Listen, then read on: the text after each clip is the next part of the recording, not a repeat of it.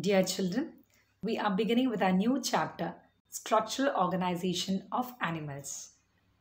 We know animals are different when compared to plants. What can be the main difference?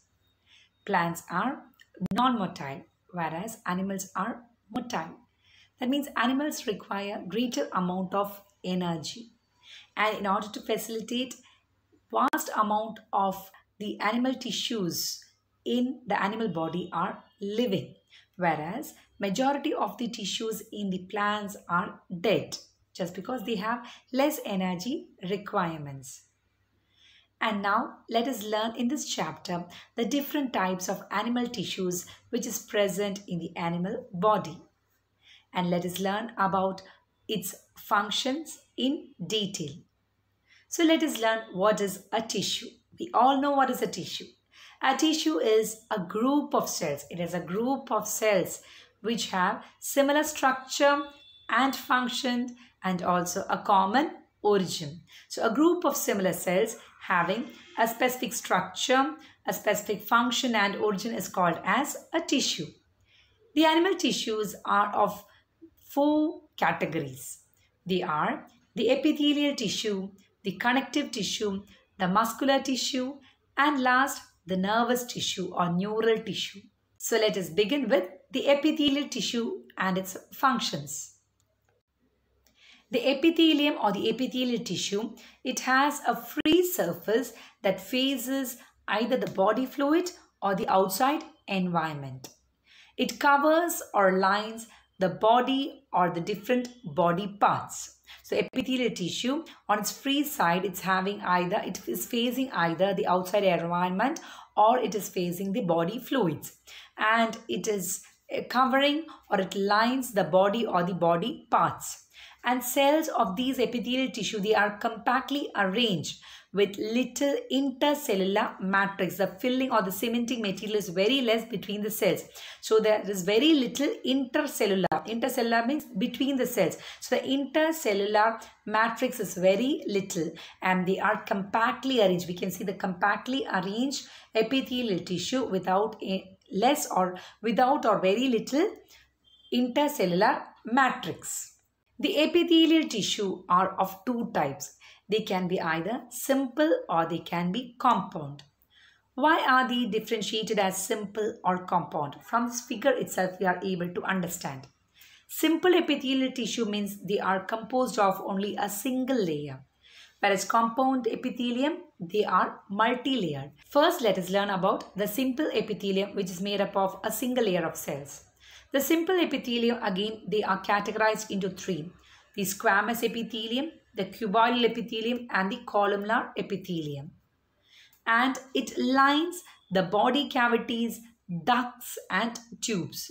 And based upon the structural modifications, as I told, they are of 3 types: the squamous epithelium, the cuboidal epithelium, and the columnar epithelium. First is the squamous epithelium. It is a thin layer of flattened cells with irregular boundaries. Irregular boundaries are present in the squamous epithelium, which are a single layer of flattened cells.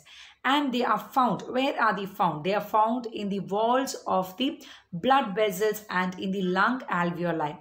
In the last chapter, we learned about the alveoli, and the diffusion rate depends upon the thickness of the membrane. And at that time, we had learned about the thickness of the membrane, in which the alveoli is lined by a thin layer of squamous epithelium and the blood capillary is lined by the endothelium. This is nothing but the squamous epithelium. It is found in the walls of the alveoli and also in the blood vessels. And its main function, as we just told, it is functioning as a diffusion boundary. So simple epithelium is the first type, is the squamous epithelium, which is having flattened cells and is made up of a single layer and with irregular boundaries. It is found in the lining of the blood vessels and also in the alveoli of the lungs, and it is acting as a diffusion boundary. Next, we learn about the second type of simple epithelium, that is a cuboidal epithelium. It is made up of cube-like cells. Just as the name implies, it is made up of cube-like cells. And where it is found? It is found in the ducts of glands, different types of glands. There is the endocrine and the exocrine glands. The ducts of these glands are lined by the cuboidal epithelium and also the tubular parts of the nephron. We know what is a nephron. What is a nephron? It is the functional and structural unit of the kidney. So the tubular part of the nephron is lined, that is the PCT, that is a proximal convoluted tubule. That is a part, this is a proximal convoluted tubule, which is in the further region of the Henle's loop. It is following the Henle's loop. And this PCT, in the region of PCT, this cuboidal epithelium is lined by a particular type of villi called as a microvilli, which aids in secretion and also in absorption. So the cuboidal epithelium, it is made up of tube-like cells and it is lining the ducts of the glands and also in the tubular part of the nephrons, and in the region of the PCT or the proximal convoluted tubule, it is lined by small microvilli, and the function is in secretion and also in absorption. And last is the third type of simple epithelium, that is the columnar epithelium. It is composed of column-like cells, tall and slender cells, tall and slender. We can see in this lining, tall and slender cells made up of a single lining. And their nuclei of these cells, they are located in the base. Over here we can see they are located in the base region. And free surface may sometimes be modified to have microvilli. And they are found in the lining of stomach and intestine. And the function is secretion and absorption. We have learned in intestine, the function is in absorption. And for this, there should be villi.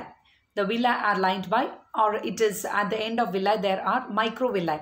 And the function of microvilli is to help in absorption. So this is seen in the region of stomach. It is lining the alimentary canal in the stomach and intestine region. And its function is for secretion and absorption. It is made up of thin layer of long and slender cells or column-like cells.